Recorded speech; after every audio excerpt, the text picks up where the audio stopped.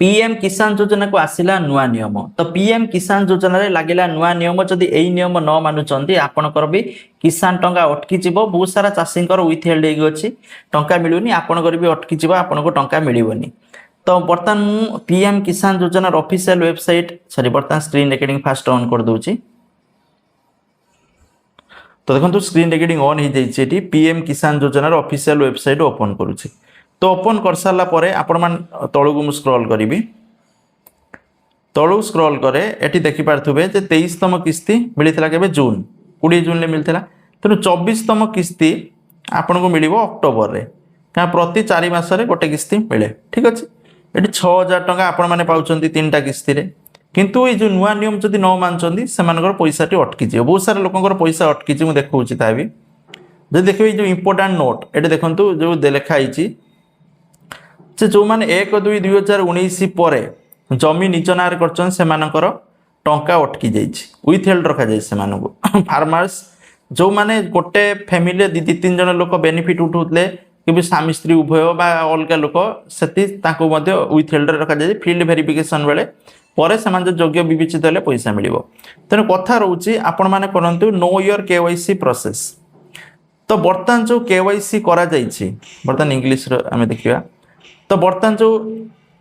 AD Odia भी अछि ओडिया रो देखे दोछि बर्तमान जो केवाईसी प्रोसेस हेछि तो केवाईसी प्रोसेस रे डीबीडी माध्यम रे टंका मिलिबो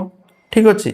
तो डीबीडी माध्यम टंका जो केवाईसी देखंतु केवाईसी बर्तमान गोटे एनुअल केवाईसी कराइछि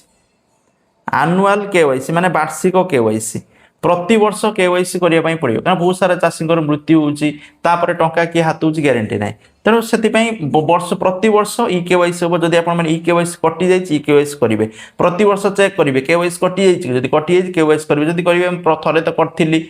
सेमे दिन न करिया यदि पैसा मिलिबोनी। तेणु प्रथम दिनस ई केवाईसी करिवे सेकंड दिनस आपण माने एग्रीस्टाग पठाले पंजीकरण करिवे कले कोन होबो ना आपण जो जमी जमा रेकॉर्ड ता अपडेट रहिबो नले मध्ये पैसा अटकीबो आपण पछर किछ कहबेनी। थर्ड दिन रहउछि आपण माने एनपीसीआई फॉर्म गुटे एनपीसीआई माने national payment corporation of India ई फॉर्म फिल अप करके बैंक रे देबे आ बैंक खाता रे डीबीटी एनेबल करिवे बैंक खाता रे आधार कार्ड लिंक करके डीबीटी एनेबल करिवे बैंक खाता रे मोबाइल नंबर करिवे लिंक करिवे सब इनफॉरमेशन पाई मेसेज आसीबो आ आधार कार्ड लिंक करिवे एई सब इनफॉरमेशन करंतु बैंक खाता को एक्टिव रखंतु आपन को 100% पैसा मिलिबो ठीक अछि। एटा देले पीएम किसान योजना रे जोटा जानिबा निहात दरकार आ सेम टू सेम सीएम किसान योजना आपन जदि सीएम किसान योजना जिबे तो सेठी मध्ये मु कहि दकुची देखंतु सीएम किसान योजना रे जो पैसा आपन को मिलिबो सीएम किसान योजना रे आपन को मिलिबो सेप्टेम्बर 15 बा नुआ खाई रे मिलिबो। बर्तमान ऑनलाइन रजिस्ट्रेशन चली 6 जुलाई रु आरंभ की चलची बर्तमान सुधा चलची जो माने आवेदन करिया करिवे कि जो माने आवेदन करिवे से माने एग्रीस्टाग आईडी थिबा दरकार तेनु एग्रीस्टाग आईडी जदी नाही ताले पंजीकरण करि परिबेनी ठीक अछि।